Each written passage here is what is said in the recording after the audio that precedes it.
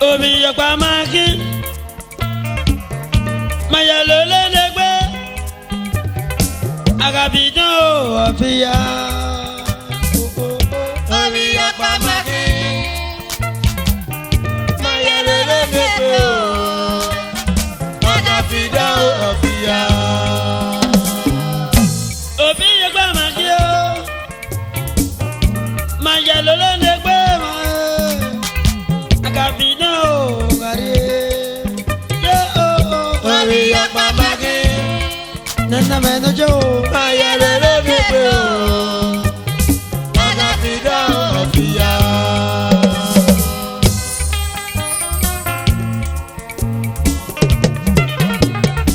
Director Oscar Omojagwe the transporter based in Rome Oscar Rama Yode Konu Mayona that's one brother ba Obi yakwa maki Maya lele negbe Agabidon ofia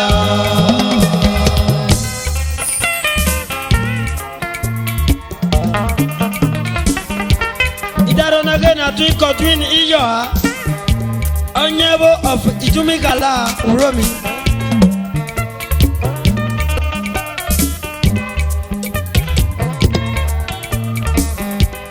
Godwin na mama Obi yakwa maki Onyebo le baba Maya lele negbe Baba men working Agabidon ofia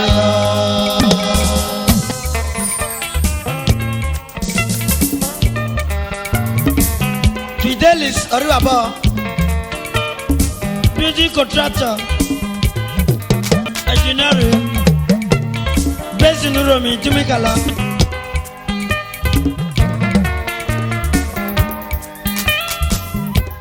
Obi yakwa maki Fidelis o Maya lole negbe Agabidon o gari Ọkọ maki na baba Obi yakwa maki Fidelis Oriwabo Maya lele negbe Anafemelo Agabidon ofia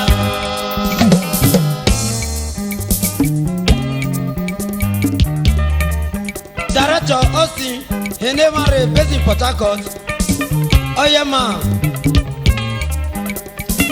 Dara Nagena to open there the transporter Rome to Lagos Dr. Tuesday Ojolu based in Port Harcourt Baba Christopher Inedia PRO Kano wagano legi maleja kena boba kono Agabidon lele gimana yakena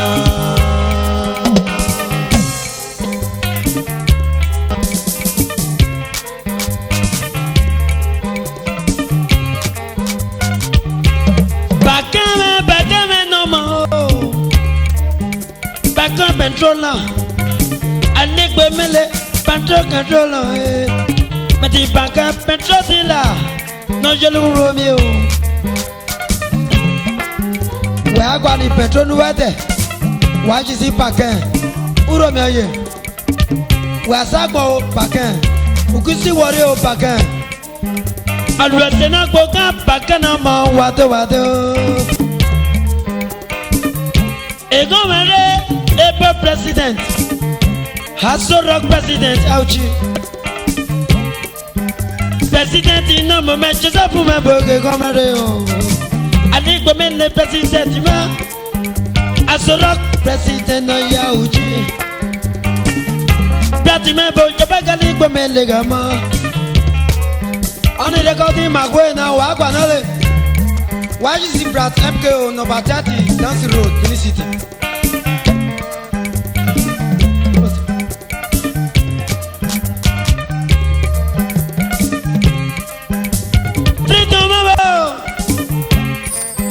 Meta construction. Allez, Gomele, c'est domaine à Gonabo. Allez, moment leg, allez, Gomele, pris ton nom. Aseti Mebo, allez, Gomele, professional doctor, based in Port Harcourt.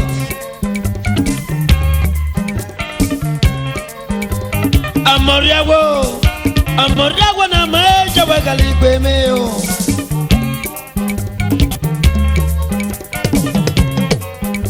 Amoragua no mi meganimu melegama. Bate na. Ano moragua na wagwa no. Arimigwe road Agonati. Auchi. Eni wada mi amoragua ma o. Gano wa gano legi male jagina po. Gano wa gano legi male jagina. Amaze gbe no mo me o. Abacha o ga ma so gba no jele auchi. President Jatuma Meja Wagaligwe Mele, Chairman of National Union Road Transport Workers, Romy. Atuma ne Baba Galigwe me Ogoima.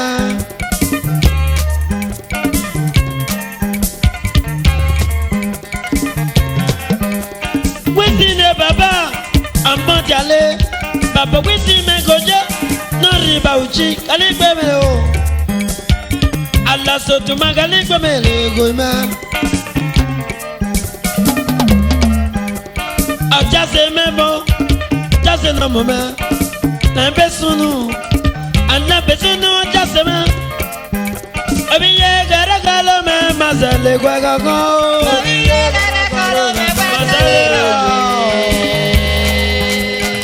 Brati mebo senye bana brati me. Enazale me gogo. Enazale me gogo. Brati no mi me enazale me gogo. Akume no mi me jawasa ne me lwanado.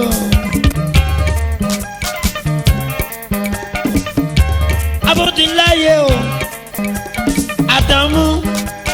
Abudulaye me kadamu.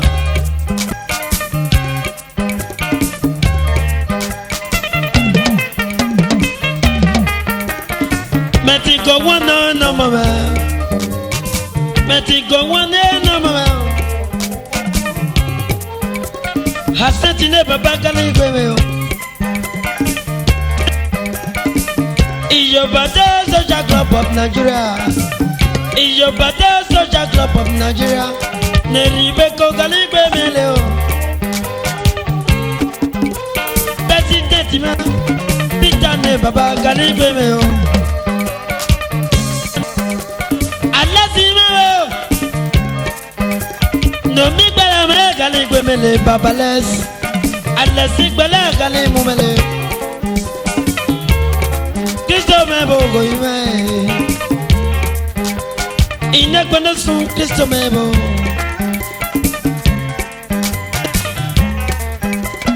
Kano wa gano legi male jage na bo. Gano wa gano legi male jage na.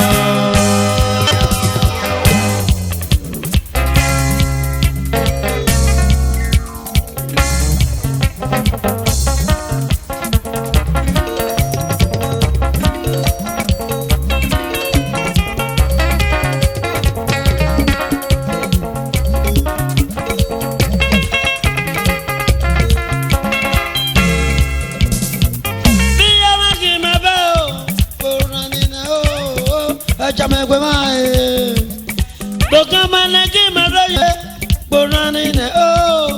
Jamegwe mae, yogogo. Bokama legi me balo, borani ne o. Yuwe jamegwe mae. Bokama legi mabaye, borani ne o. Yuwe jamegwe mae. Bokama legi maroye do, borani ne o. Jamegwe mae. Akume ki mabeo, borani nero, jamegwe mao, yokogo. Akume ki mabeo, borani nero, jamegwe mao. Ogamale ki mabeo, borani nero, jamegwe mao.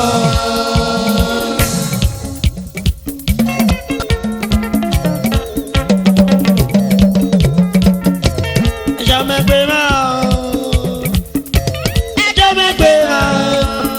Oporani nalo.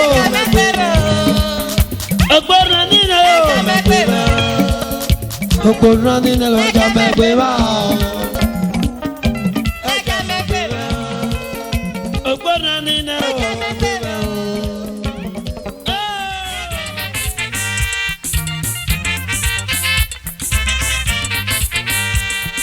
Pena perezo, da nueva chele moya.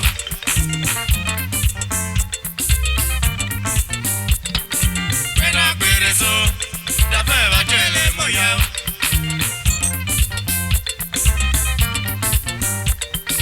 Pena perezo, da nueva chele moya.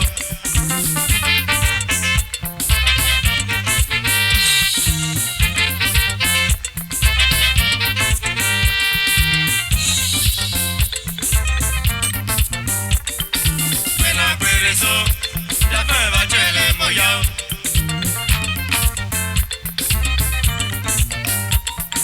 Pena perezo, da nueva chele moya. Eu pena biriso, ada fe batele mokan, porque san. Pena perezo, da nueva chele moya. Eu pena biriso, porque san da fe batele moya. Kologo. Pena perezo, da nueva chele moya. Aba sike na ge mi ariala, aba sike na ge mi aria. Yo, Pena perezo, da nueva chele moya. porque san aja to sape. Akugbe mi li na waba. Yo, Pena perezo, da nueva chele moya. eu pena biriso, aba da fe batele moya. Onana. Pena perezo, da nueva chele moya. Yeah, yo, yo, oko. Pena perezo, da nueva chele moya. Ayere o asike me, mi ariala. Oh, Pena perezo, da nueva chele moya. yo, ọjà rẹ gbẹgẹgbẹ àwọ. Ẹ máa gọ ọlẹ apá. Pena perezo, da nueva chele moya. Ọba rẹ tẹ mẹgẹ mi yan díẹ̀ la, ọ̀nà bá sì ké mẹgẹ mi yan díẹ̀.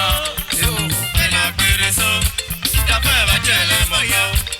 ayere ọmọ náà ẹ mọ náà. Ọgbọ̀nà o ọmọ ẹ̀rì. Pena perezo, da nueva chele moya.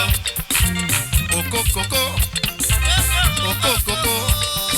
Pena perezo, da nueva chele moya. Ìdájẹ́ káptẹ̀ mẹ́ o.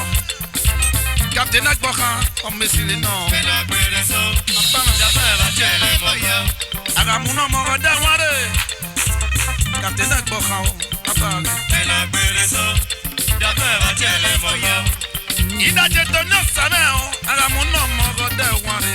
Ẹ̀dẹ̀rí wa o. Pena perezo, da nueva chele moya.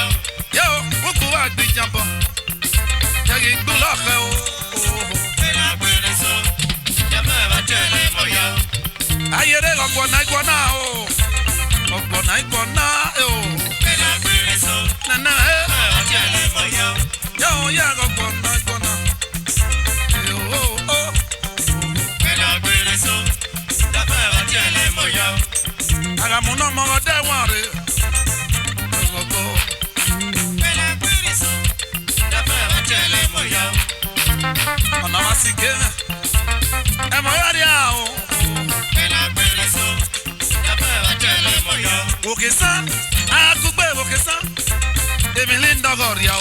Àná Pena perezo, da nueva chele moya. èjì bá rẹ̀ ayé. Báwọn yá, yẹ bá fẹ́ sàgé lọ́lé o. Pena perezo, da nueva chele moya. Ẹ sàn mi ọjọ́ sọ̀rọ̀ ebe. Ẹ sàn mi ọjọ́ sọ̀rọ̀ ebe o. Pena perezo, da nueva chele moya.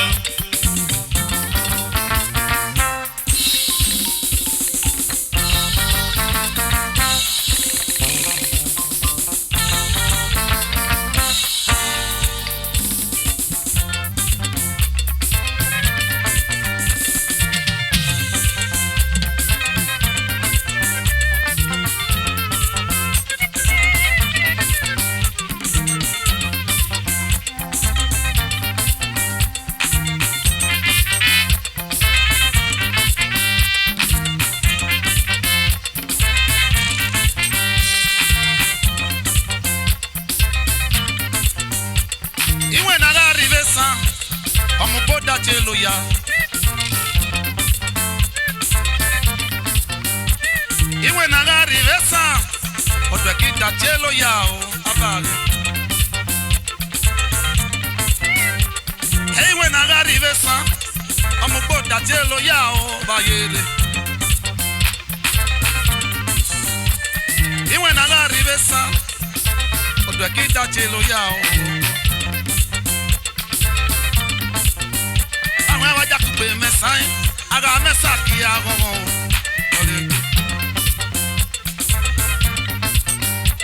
Ana rukpo gba fiogba.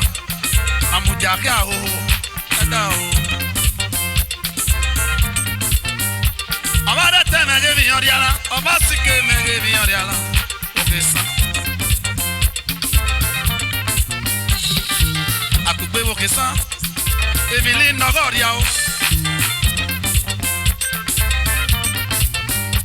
Yewe naga rivesa. Edeva da chelo ya o. Yewe naga rivesa. Como boda chelo ya. Yewe naga rivesa. Como boda chelo ya.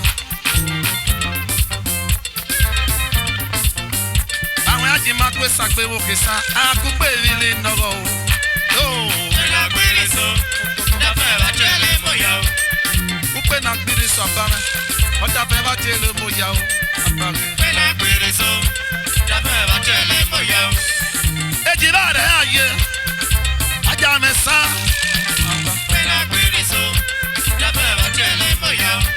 Yewe na ga rivesa. Ono dwe ki da chelo ya. Ade o.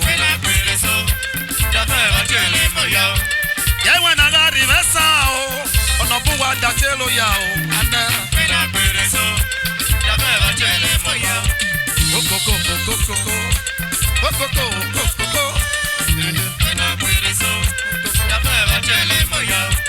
Ayere wa sikeme. Emi no buboria o. Ayi si we woriare. Ayi si we woriare. Esamaki. Yo. Yo.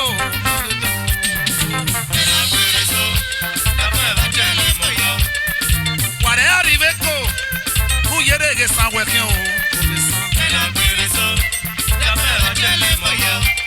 Ware arrive were po. Wo yere ge sanwe na bae. Ono ma hure a vive san. Ma me when I go pe mo mare. Aba.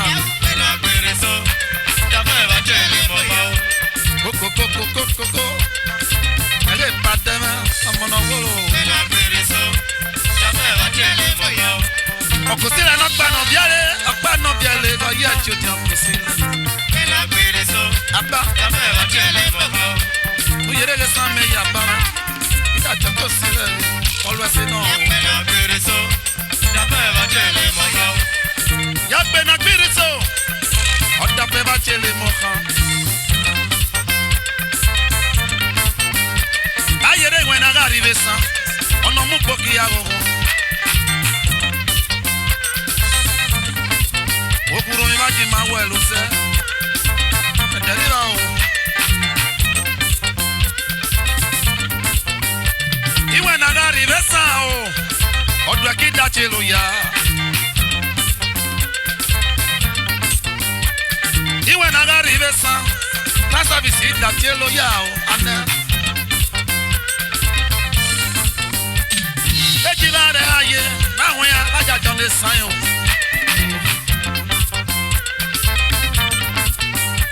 Ayi si we woriare.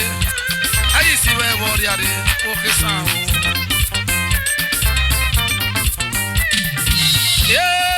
Ya o. Yo ya. Koko. Yo ya go pena biriso.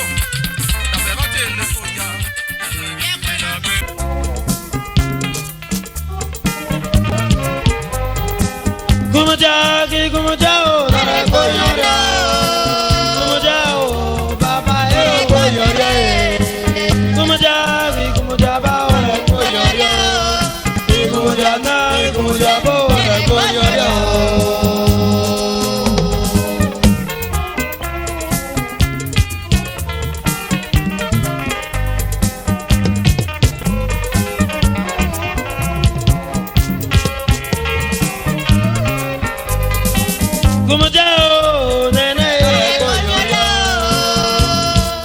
ikumujaba ikumujana o nana o ikumujaba ikumujaba.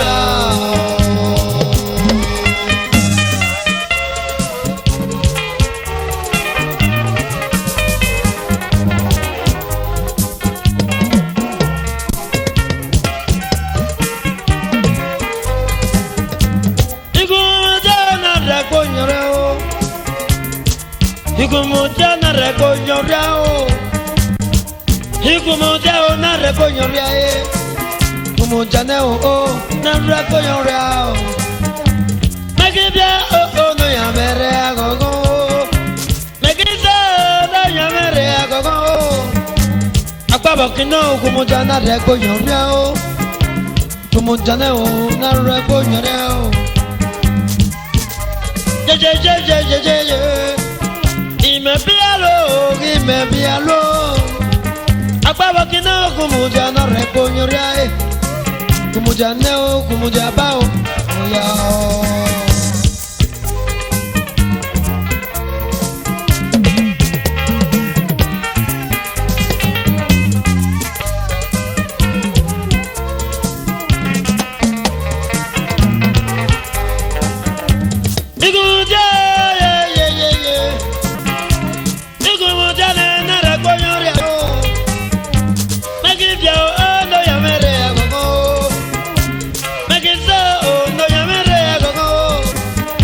Akbabokino kumujala rekoyoria, akbabokino kumujana rekoyoria. Akokwa mo yawaro bosho mo bebere, akokwa yawaro bosho ra bebere. Aike kazebe kakuna ye, aike kazebe kakuna o. Hikme bosi senga yelelo, bokamala goje bokamala ngisunda bula. Jaso mabao, anamane le renoria. Yo ama yo ama nene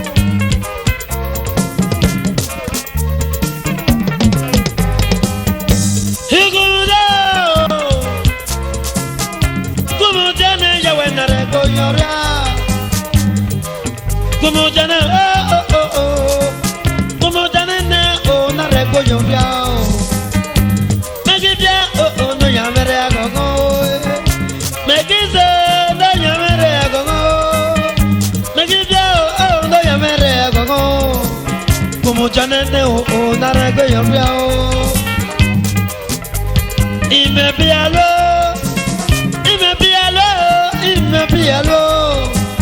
Akbaba kina o kumuja la rego yoria o. Ikumuja o. Yo nene me.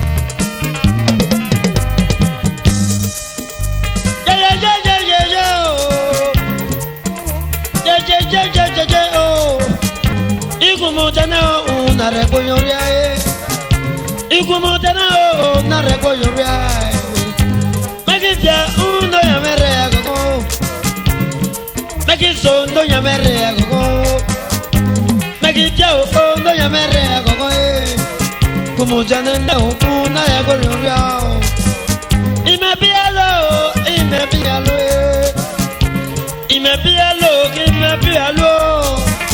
Akabakina o kumuja la rekoyo ria kumuja na o kumuja la rekoyo ria Yo oh oh oh oh Yo oh oh yeah Yo oh oh oh Yo oh na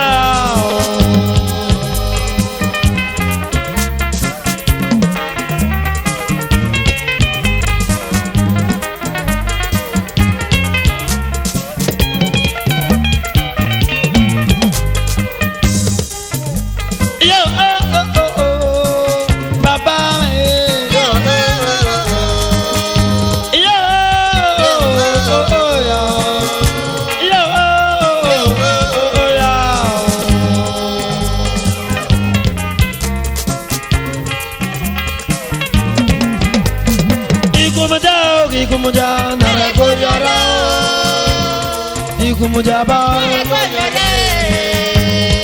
Ikumuja na rekoyo ria Ikumuja ba rekoyo ria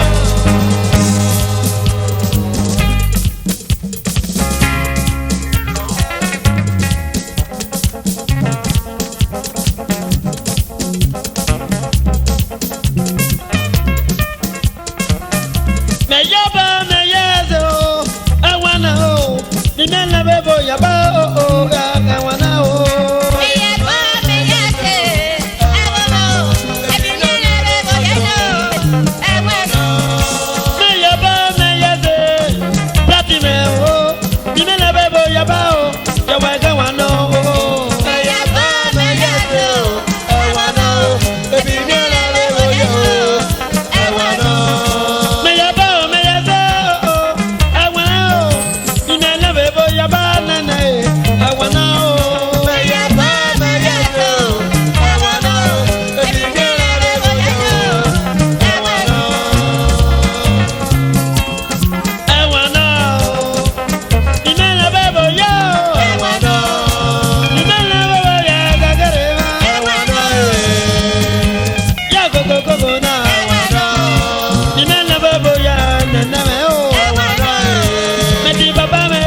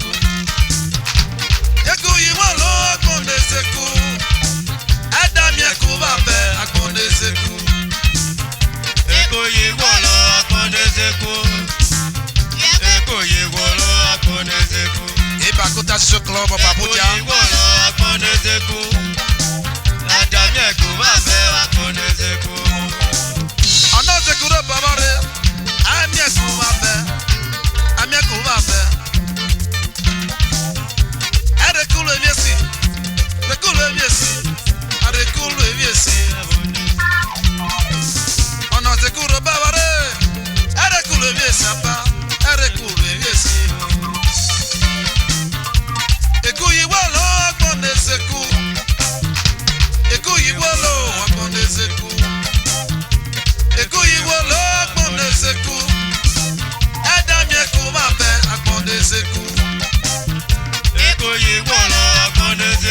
Engineer Luke Obo, Eko ye wolo akonezeku. the president, Eko ye wolo akonezeku. Ebakota Social Club of Abuja. Yatabi eko babe akonezeku.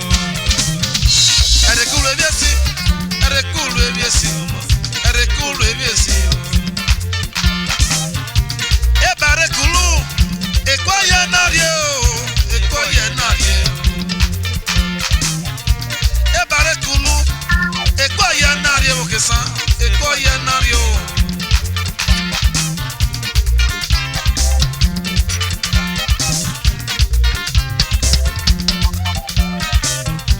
Agbidoga ya gbidaba, ojeme ga ye jeme, agbidoga ye gbido. Ejaka gbore, olebi olario, soba ni ako. Eku yiwolo, agbonde seku. Eku yiwolo, agbonde seku. Eku yiwolo, agbonde seku. Edami eku babe, agbonde seku. Eko ye wolo akonezeku. Esa yeme, Eko ye Social Club of wolo Warri. akonezeku.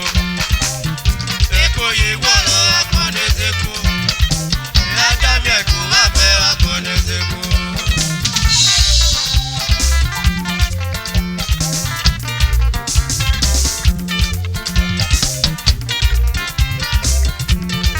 Chief Ogedepe, the president.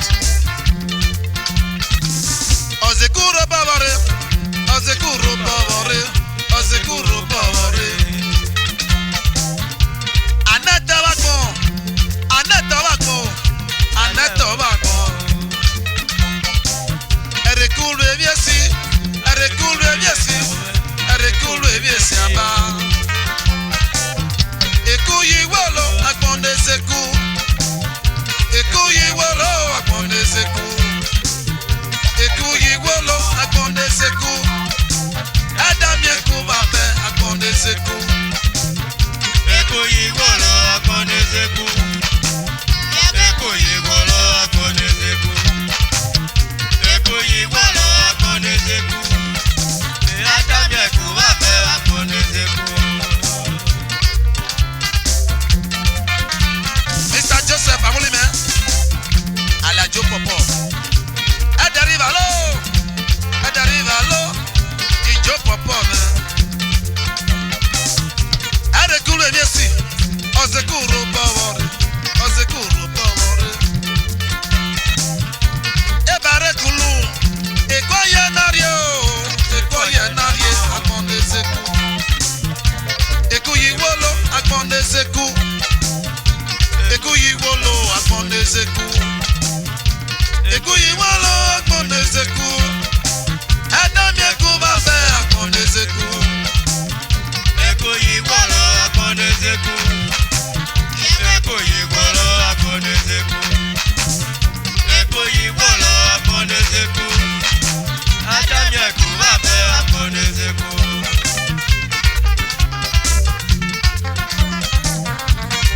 Marcus Pina, the furniture maker, Uromi. Always you know.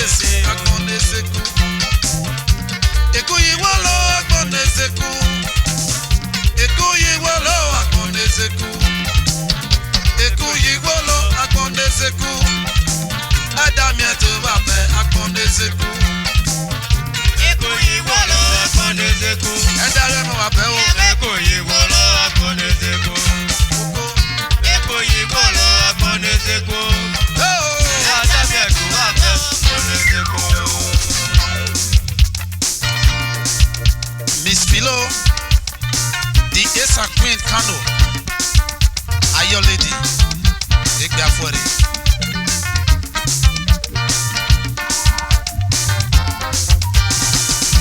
Ina mekere kopere. Ina mekere kopere. Ẹ̀wọ̀n wo bi ọlẹ́ yà bí kò. Ina mekere kopere. Ile mekere kopere. Sọmi mọ ní tiẹ̀. Ile mekere kopere. Ìmọ̀ ní tiẹ̀ máa. Ẹ̀wọ̀n wo bi ọlẹ́ yà bí kò. Sakosti construction Kano. Ile mekere kopere. Ina mekere kopere. Ajá. Ina mekere kopere. Zenabo. Ẹ̀wọ̀n wo bi ọlẹ́ yà bí kò Musa. Ina mekere kopere. Adami fitness center Kano. Ile mekere kopere. Ẹ̀wọ̀n wo bi ọlẹ́ yà bí kò. Ile mekere kopere. Ina mekere kopere. Bayasina. Ina mekere kopere. Okebo. Ẹ̀wọ̀n wo bi ọlẹ́ yà bí kò. Ina mekere kopere. Bisoko Oye. Ile mekere kopere. Oye magnet. Ile mekere kopere. Bisoko ma. Ẹ̀wọ̀n wo bi ọlẹ́ yà bí kò. Ile mekere kopere.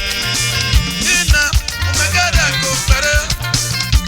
Ina mekere kopere. Ẹ̀wọ̀n wo bi ọlẹ́ yà bí kò. Ina mekere kopere.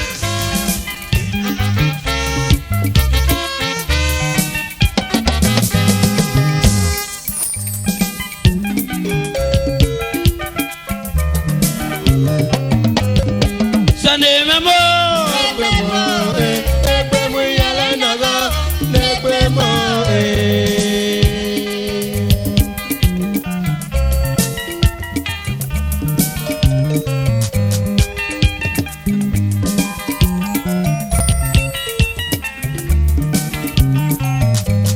Sunday memo.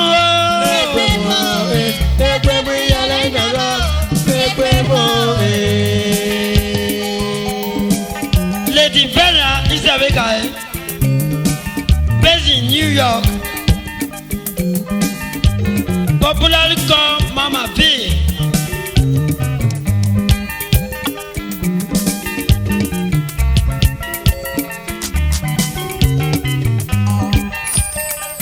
Andokwana ekikeke olodo.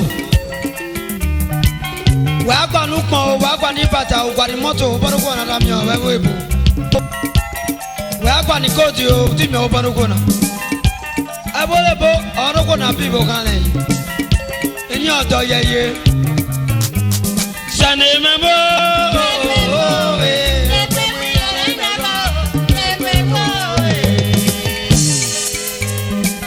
Malẹ́pẹ̀ fọ́. Bẹ́ẹ̀ mi nà mọ́ mi tó. Malẹ́pẹ̀ fọ́. Bẹ́ẹ̀ mi tó nà mọ́ mi ké. Nọ̀rí bá bẹ́ bọ́. Bẹ́ẹ̀ mi nọ̀rí bá bẹ́ bọ́. Bẹ́ẹ̀ nọ̀rí bá bẹ́ bọ́. Jọ́wọ́ kálí gbé mi o. Bẹ́ẹ̀ nà mọ́ mi. Bẹ́ẹ̀ nà mọ́ tó. Bẹ́ẹ̀ nà mọ́ o. Nọ̀rí bá bẹ́ bọ́. Rémi nọ̀sán ọ̀yùbá bẹ́ẹ̀ tó. Meti fẹ́ràn wàrà gbà mẹ́ o.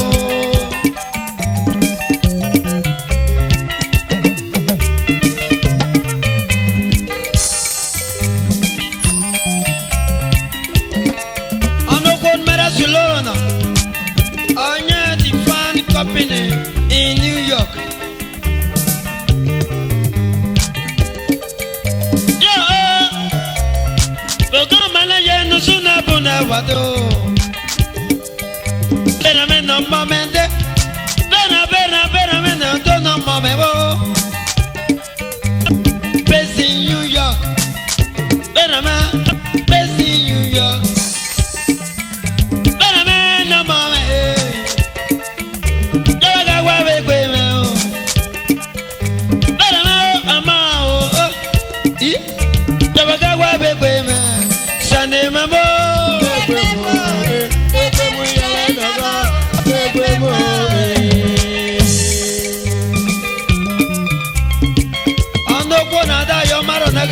no no wa.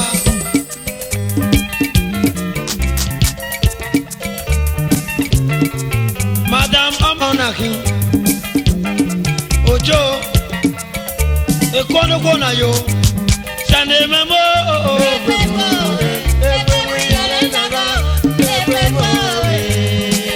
Amonaga go monaga Madam Amonaga mebo nama Mama perame Mama perame Mama perame Mama perame Noribeko Yo was a name and run out. Sorry, Becca, you was a name and run out. Verna, you can do a 2 months. Sorry, Ever and walk on a rebellion. Chalati mebo, no river bebo. Mama Jimmy Jotwell. Chalati mena mamando.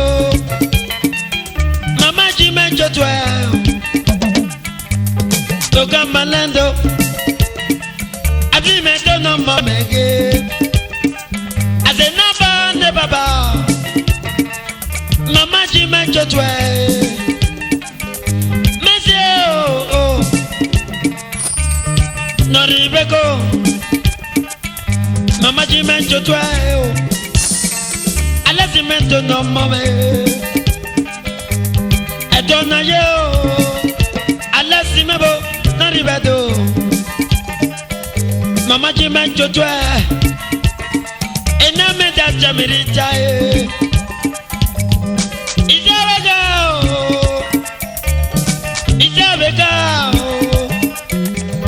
nariba bebo New York. Isabega, sane mamo. Negbemo yala naga.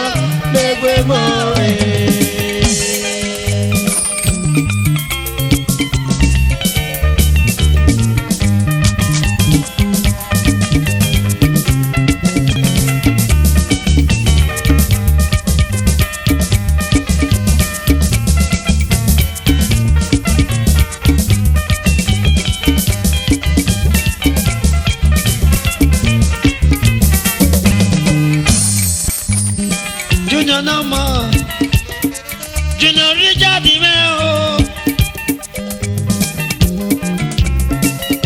He's a regular Nama a student in New York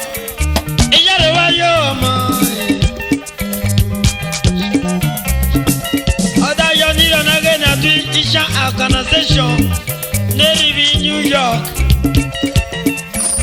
Benaji Mejo Twaba Okukwema Nerivi New York Ija Okukwe Organization Nerivi New York Mitera Mewo Ibata Jemu Nariba Bebo Benaji Mejo Twaba Lady Merime Benaji Mejo 12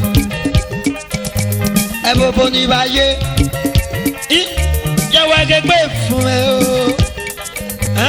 Ebo boni baye Bename Egbe fun e no Wa ye mere ni aye re Wa ye mere ni aye re o Bename mama o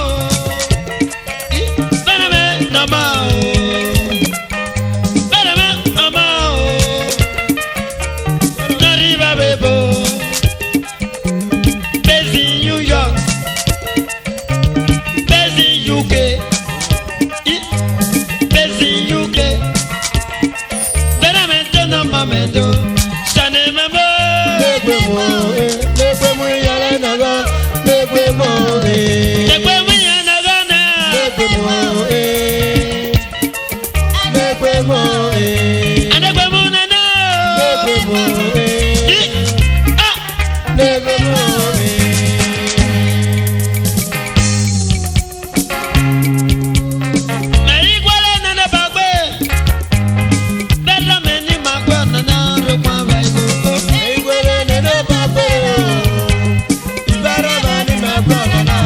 Bye.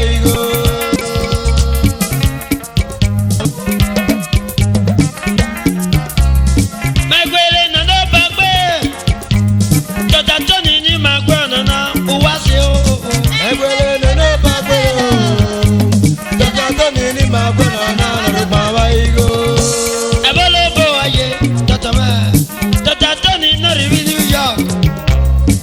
Makwele no bagwe. Anthony makwele na opa waigo. Makwele no bagwe. Dr. Anthony ni makwele na opa waigo. Anthony makwele na opa waigo. USA. Opa waigo. Karo men no mamebo. Opa waigo. USA. Opa waigo. Karo ojo no mamebo. Opa waigo. USA.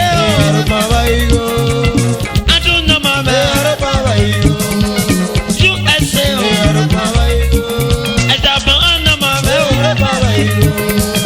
Programa na gena. Opa waigo. Opa waigo. Àwọn ya ajima rẹ̀ wà lẹ́wà gbọ́.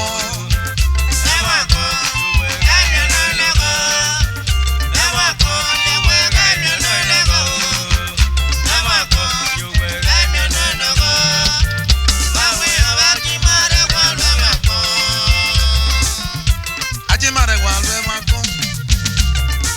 Ẹ mọ iye rẹ̀ mi ọ̀nà ìnáwó. Ọgbọ́n náà fẹ́lẹ̀ gbọ́n náà ó bá fẹ́. Ẹ má gbọ́n náà. Ẹ mi ọ̀nà ìnáwó. Wà mí ọ̀nà fẹ́lẹ̀. Nú yẹrẹ ọjà ló yá o. Wà mí ọ̀nà fẹ́lẹ̀ o. Nú yẹrẹ ọ̀ìkà tún sẹ́. Ẹ wọ́n la gbọ́n náà. Bàbá mi ọ̀nà náà wọ́. Ẹ mọ yẹrẹ. Ẹ mi ọ̀nà ìnáwó. Ẹ má gbọ́n. Ẹ mi ọ̀nà ìnáwó. Nú wẹ̀ ya di máa rẹ̀ wà lẹ́wà gbọ́n o.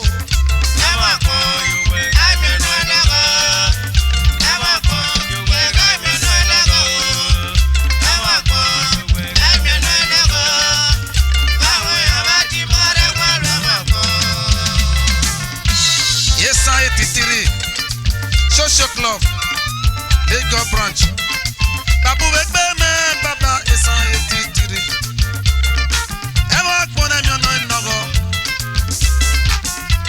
Okale te baba Eta 83 okale te baki Babu Wegbe me Okale te baki Ida jara jikeloa Ebo president Kale se weki Pato bote me o Obyo me no ma me no Ida ji machu me o Anoge me no se General secretary Abulu baba Okale te baki Iba rebe babulu aba Emo akona Emi ono inogo Emo akbo Emi ono inogo Emo akbo Emi ono inogo Àwọn ya ajima rẹ̀ wà lẹ́wà gbọ́ o.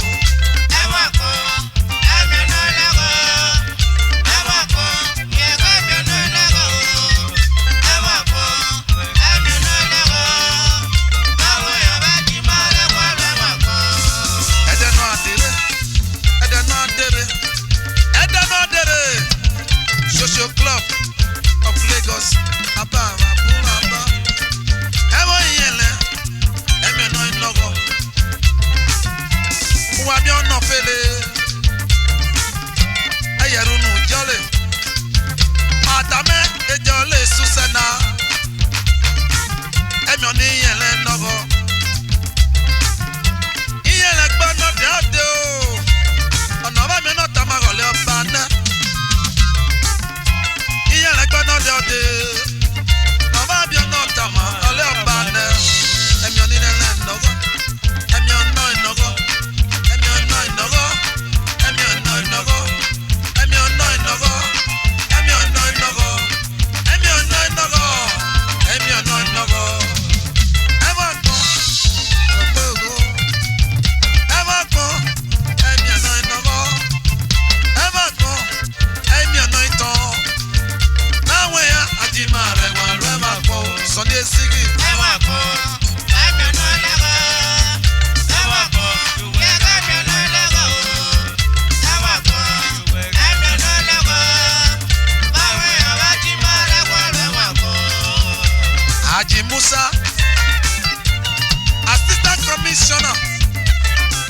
Moses ìkànnì ọ̀yọ́ òbúrò bàbá ọ̀lẹ́sẹ̀gbẹ́ ọ̀dà lẹ́sọ̀ rere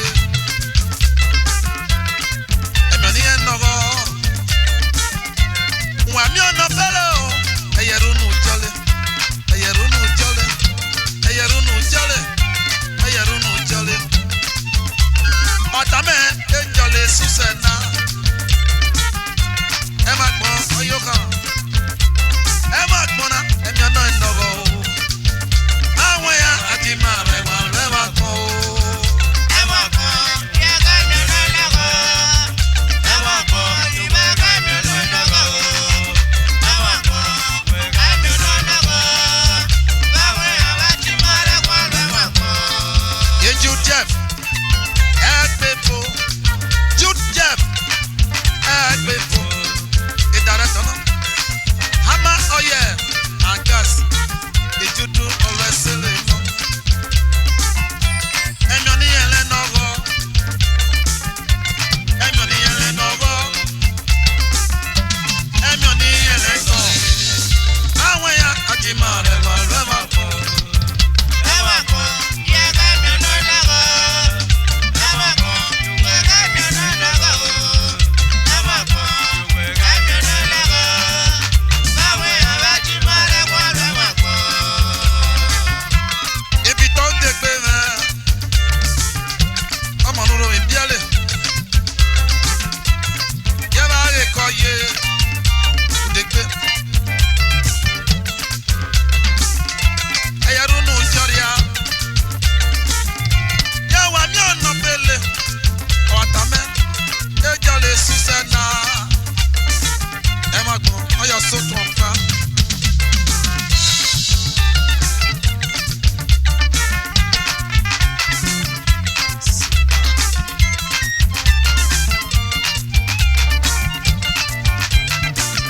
Sister Betty, the best choice ventures Lagos. Ọgbẹ́wọ̀ ni yóò ẹ̀wọ̀n lè yẹn ẹ̀mí ọ̀nà ìdọ́gọ̀ o ẹ̀wọ̀n lè yẹn ẹ̀mí ọ̀nà ìdọ́gọ̀ ẹ̀mí ọ̀nà ìtàn ẹ̀mí ọ̀nà ìtàn ẹ̀mí ọ̀nà ìtàn ẹ̀mí ọ̀nà ìdọ́gọ̀ ẹ̀bọ̀n náà kan ọyọ̀ so tán pa àwọn ẹ̀yà àti máa rẹ̀ wà rẹ̀ máa kó o. Ema kọ́, yẹ ká mi lọ lọ́kọ̀. Ema kọ́, ìwé ká mi lọ lọ́kọ̀ o. Ema kọ́, ìwé ká mi lọ lọ́kọ̀. Báwo ya bá ti máa rẹ̀ wá rẹ̀ wá kọ́. Eja kagbọnre ọlẹ abiola o barista Godwin agbare Lagos oye barista náà mọ mẹ yé tẹdi mẹ tẹdi obinya náà mọ eja kagbọnre ọlẹ abiola rie eja kagbọnre ọlẹ abiola rie ọsọbanya gbọn ọsọbanya gbọn ọsọbanya gbọn àti máa rẹ wà rẹ máa gbọ o. Ema kọ́, yẹ ká mi lọ lọ́kọ̀. Mr. Sunday Ayinde Ema kọ́, ìwé ká mi lọ lọ́kọ̀. alias international. Ema kọ́, ìwé ká mi lọ lọ́kọ̀. Báwo ya bá ti máa rẹ̀ wá rẹ̀ wá kọ́. Oh, Ayimije, alias international. Who are there? On the civil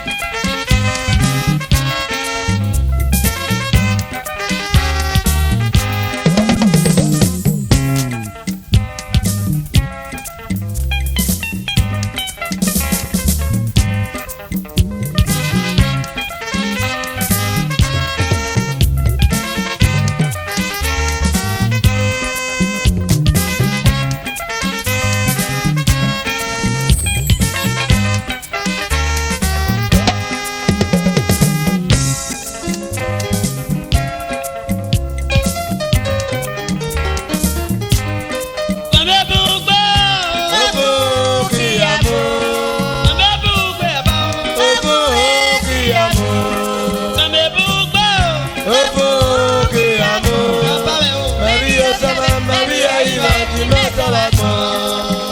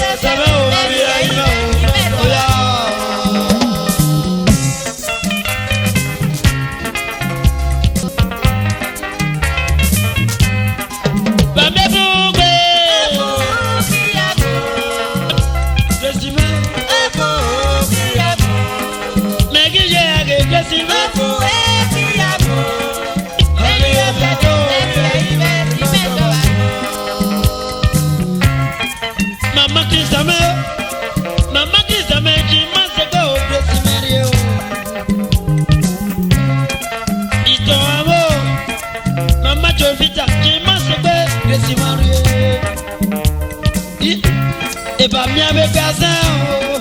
Me bana ga yuwa ko. Mare do jali mi de gbe ma. Kasi ma ga kendeli. Voyager la mare voyager la chore. Amebu gbe yo wa go okumo. Amebu gbe ne.